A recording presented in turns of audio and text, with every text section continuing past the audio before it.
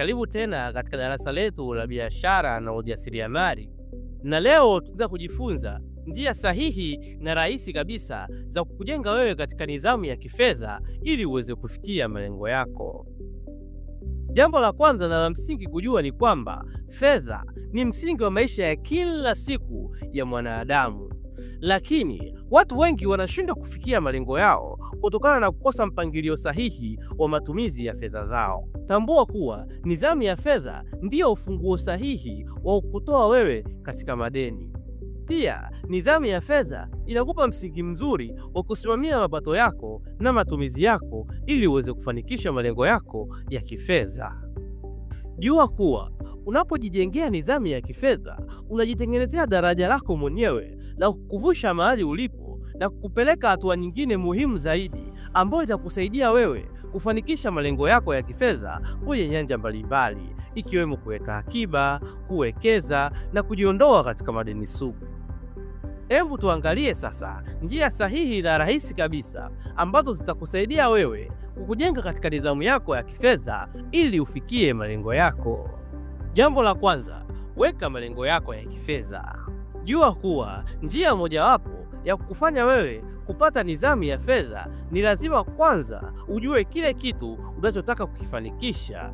Tambua, malengo yanaweza akawa ya muda mfupi kuanzia mwezi mmoja hadi mwaka mmoja. Lakini pia malengo yanaweza akawa ya kati na kati kuanzia mwaka mmoja hadi miaka mitatu. Lakini mwisho, malengo pia yanaweza akawa ya muda mrefu zaidi kuanzia miaka mitatu hadi miaka mitano na kuendelea.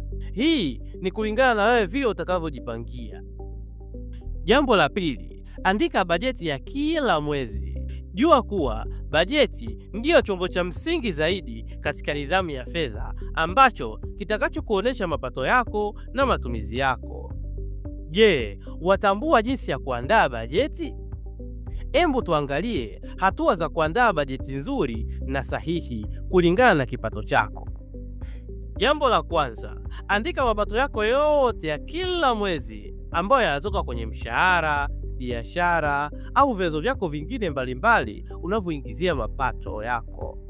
Jambo la pili, andika matumizi yako yote ikiwemo kodi, vocha, chakula, usafiri, mikopo na kadhalika.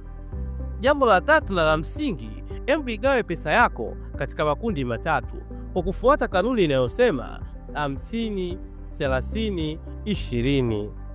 Asilimia 50 ya mapato yako utaitumia kwenye mahitaji yako ya muhimu ikiwemo chakula, mavazi, kodi, maradhi na kadhalika. Hii ni kulingana na vipaumbele vyako vya mahitaji yako ya kila siku kwenye maisha yako.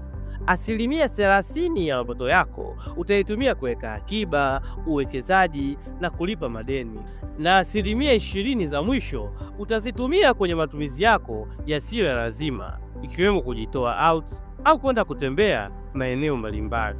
Na jambo la muhimu hapo kuzingatia ni kwamba hizi asilimia 30 na asilimia 20 unaweza kuzipangilia kulingana na vipaumbele vyako katika maisha yako. Je, utumie asilimia 30 kwenye mahitaji yako yasiyo ya lazima au utumie asilimia 20 tu kwenye mahitaji yako yasiyo ya lazima?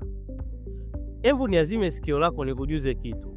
Kama wewe unapenda kujifunza kuhusu biashara, ujasiriamali, uchumi, uwekezaji na kujitegemea kifedha, basi tunakuomba usubscribe channel yetu sasa ili upate maarifa mapya kila tunapoupload video zetu, kwa sababu kila video yetu inakupa fursa mpya ya kujifunza kitu kipya.